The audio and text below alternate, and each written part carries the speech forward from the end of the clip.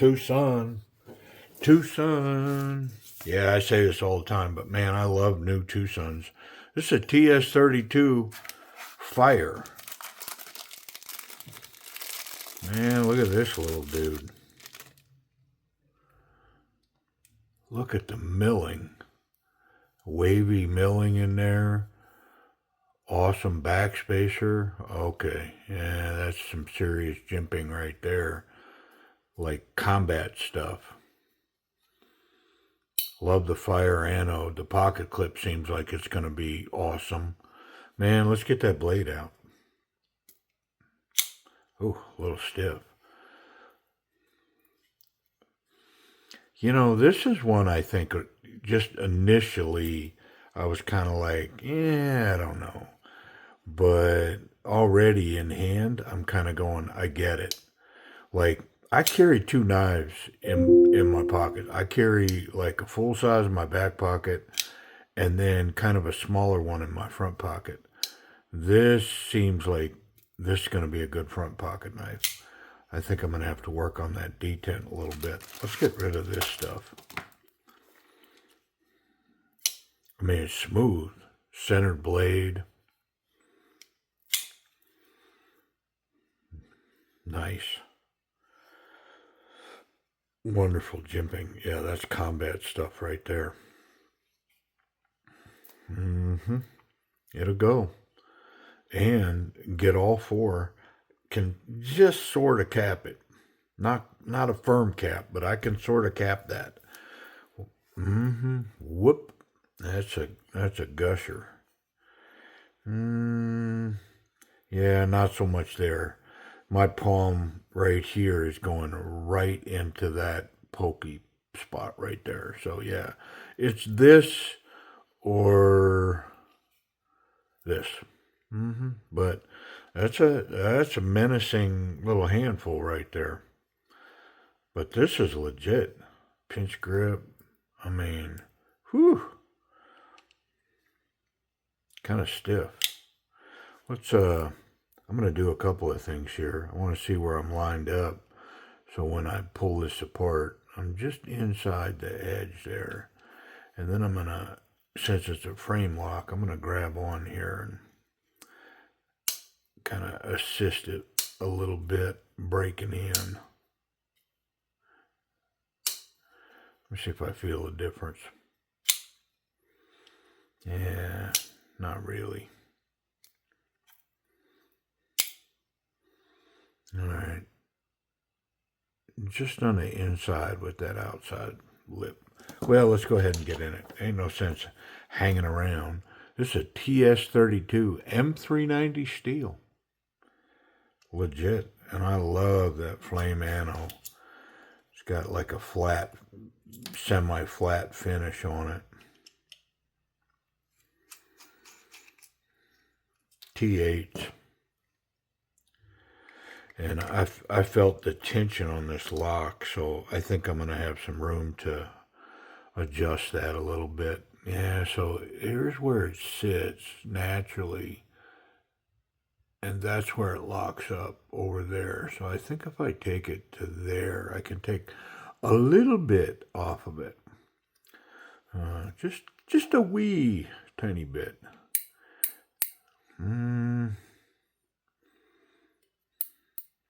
I mean, that feels like that could use some tension too. And since it's on the inside of the knife, I think I'll do that while I'm in here. Just add a little tension. See if I can't do it with my fingers. I think so. I feel it flexing slightly.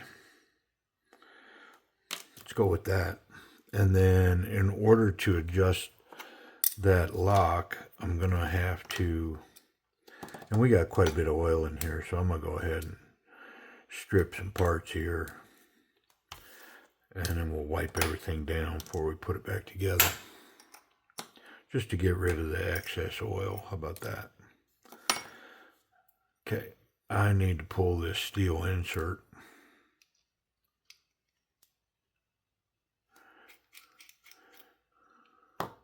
because it's acting as an over travel stop as well.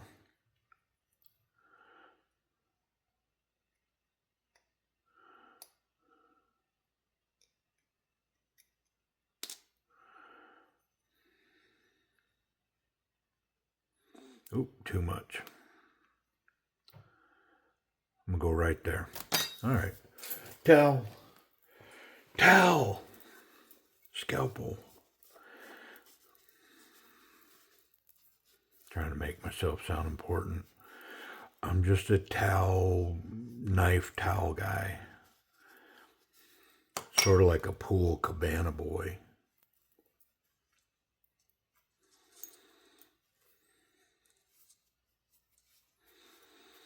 Which is an honorable profession, man. My amigo, old compadre of mine, retired from his organization and made his way to the south from the north, and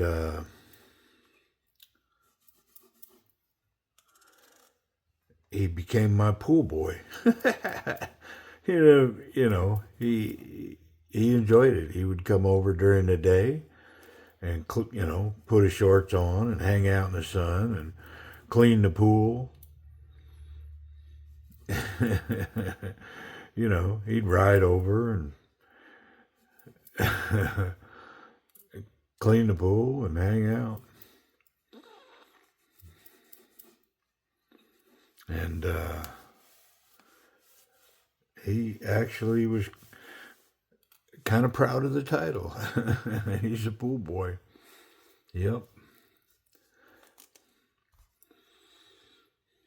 He moved a little ways away, and of course we have subsequently sold that property and have moved, and so he's no longer the pool boy, the cabana boy. I don't know that he was ever the cabana boy. He was the pool boy.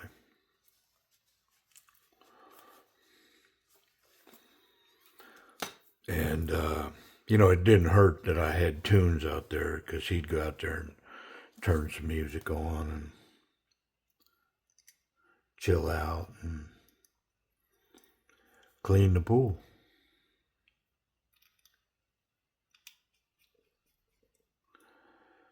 Silly story.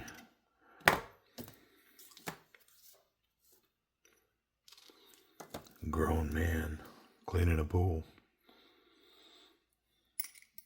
Coming from a grown man talking to himself, cleaning a knife, right?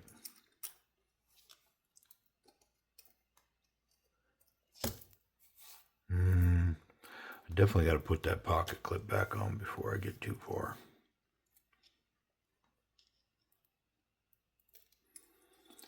I mean, this is a perfect example of getting a full-length Backspacer on, and all it takes is to drill some holes, because on that front one, they pinned it, and it works perfect.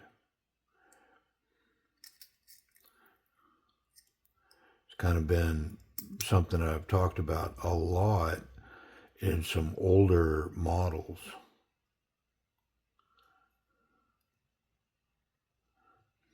Why is that struggling so much to get through there? How about I pull this off? Let's get that in there. There we go.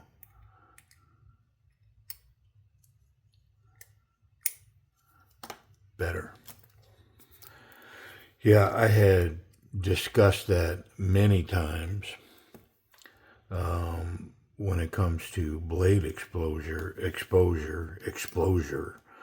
blade exposure through the scales without an appropriate backspacer in there, and how easy it would have been to extend the backspacer and just use a pin. You don't gotta, you know, throw a bunch of hardware at it and screws and these barrel nut spacer things. and drill a couple of holes and put a pin in it. Works just fine. This pocket clip is recessed deeply into the titanium. Should be that little dude right there. Yep. One screw from the inside, but it was milled out deep enough. Yeah, that seems a lot tighter now. Let's just keep going. Yeah.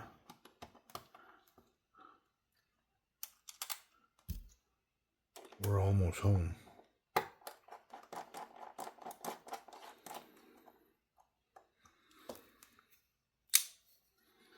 This is an interesting little duck. And in the end, like I say, this may make just a nice little carry. That's got like a wicked side to it. Yeah, that is market improvement. Look at that.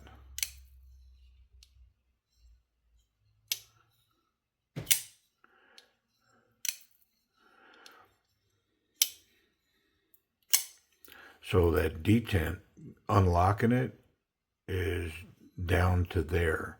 It's not quite there, but it's down there a ways. It's not there, it's there. And if you don't get to that, you run the risk of it going backwards, which I've had happen there. It just happened again. So you got to get past that. Let's, since I mess with that lock, one of the things I want to do pretty quickly, so let's test that lock up, make sure we're solid. Yeah, we're good to go. Well, let's grade this action real quick. What do I think? I mean, it's really smooth. I mean, I'm definitely going to bump it because of where that detent falls. Now listen, if I carried the knife on the regular, I'd get familiar with it. Like right now, I already know that I can't just break that upper detent right there and then go, because the action has a preponderance to go up instead of down like it did right there. Yep, see, it's going up because of the shake. So the lesson after you do it a few times is to go beyond that spot, like there. Actually bring it down and lay it on top of my thumb and then go. Yep. So knowing all that, I mean, I'm going to give it an A-, maybe a B+ because of that. The reverse flick is really solid. The thumb flick is really solid. I like it. Access to the lock bar. It's scalloped here. It's scalloped on the frame lock as well. Very intuitive to reach in there and unlock it. The issue's closing it. Yeah. And I'm sure with some practice, I probably would never fail it again, because I know to go deep enough with it so that I don't run into that spot. But I'm still, let's say A-. And this is a Moslon or night morning design. I was thinking Moslon, but it's night morning.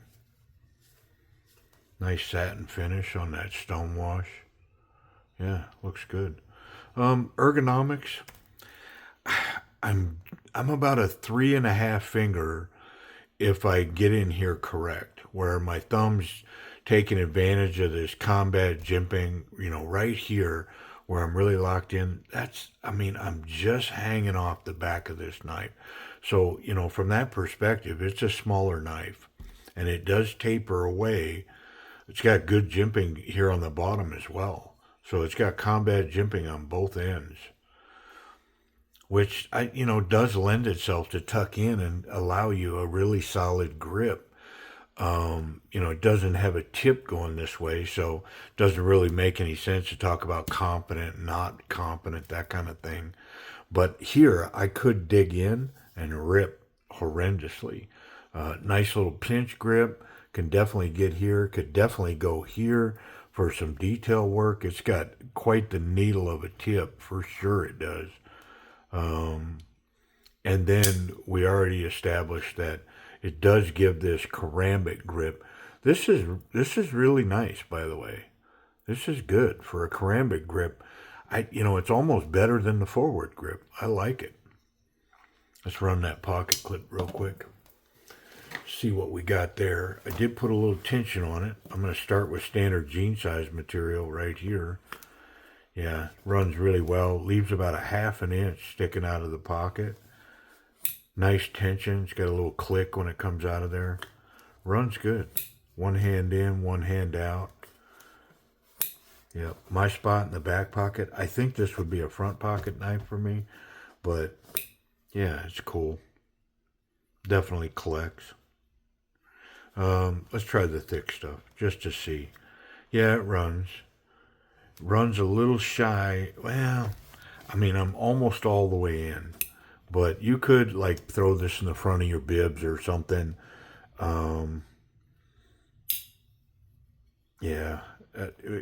Maybe in a thick jean, like a welder's jacket or something, it would fit. Yep. Okay. Safety.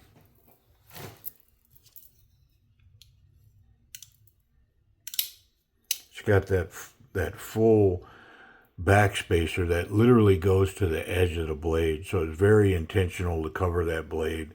Good job, and I like the jimping on it. Matches the theme, solid, hard jimping. Very cool. But no contact here. The tip is well recessed below this little hump here. So the tip's good, clip's good, and I can handle this knife any way I want without making blade contact. Yeah, pretty cool. We already checked that lock. It's solid. Let's check that M390. That's a lot of curve there. I wonder if they got it sharp. Did they get it right? How about a big time yes? Yeah, that thing's wicked, crazy sharp. All right. These are for sale over at timbersedgeknives.com. Let me see if I can get an idea on how much this little dude's going to be. So these look like they're going to be just a tick over $100 after a subscriber discount. And so that's shipped to you. So, yeah. M390, anodized, highly milled titanium. Yeah, pretty cool little karambit. Wicked little piece, actually. That the size of it, I think, makes it useful. Like, it's not just a self-defense piece. I think this could handle some everyday use. I don't think it's going to take abuse, but it is pretty thick blade stock. Yeah, anyways, cool. Appreciate y'all watching.